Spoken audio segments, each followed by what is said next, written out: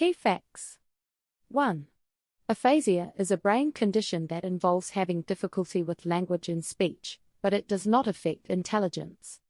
2.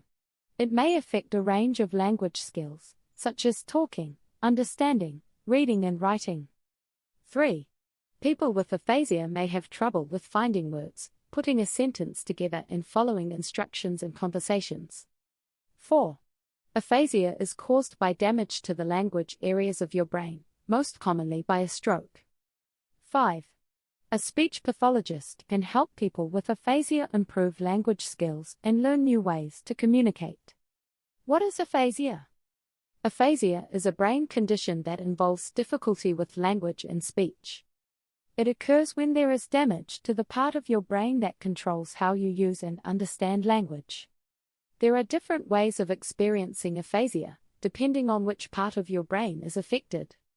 Types of aphasia include 1. Expressive aphasia, also called Broca's aphasia, where you have trouble communicating what you want to say. 2. Receptive aphasia, also called Wernicke's aphasia, where you have trouble understanding what others are saying. 3. Anomic aphasia, where you can't remember words or names. 4. Global aphasia, where you have trouble with both speaking and understanding. 5. Primary progressive aphasia, PPA, a type of dementia where language skills get worse as time goes on. What are the symptoms of aphasia? Aphasia can cause difficulty with 1. Talking. 2. Understanding language. 3. Reading. 4. Writing and spelling. You might have difficulty with one or more of these skills. Some people have trouble with almost all language skills. If talking is difficult, you might 1. Not be able to remember a word you want to say. 2. Use the wrong word for something. 3. Say words incorrectly. 4. Leave words out of a sentence. 5. Use incorrect grammar. If you have trouble understanding language, you might 1. Take longer to understand what someone is telling you. 2. Find it hard to understand long sentences. 3.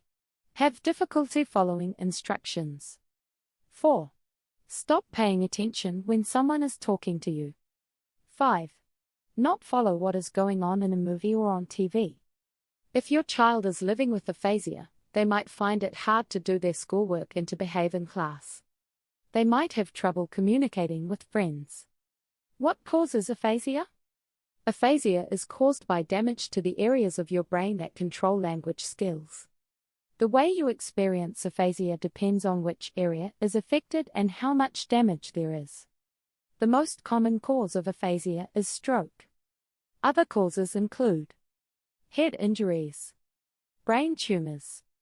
2. Severe epilepsy. When should I see my doctor?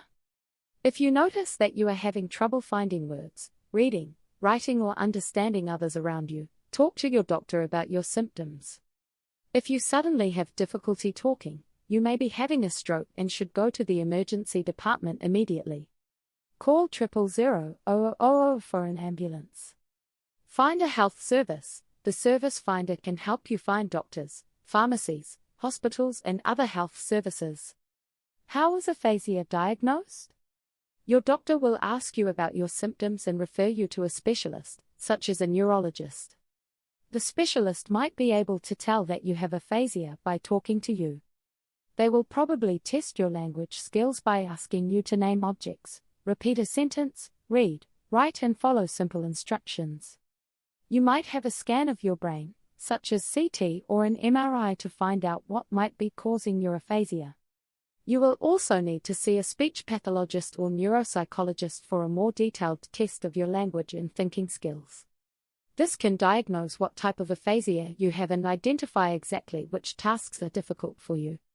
Ask your doctor, preparing for an appointment?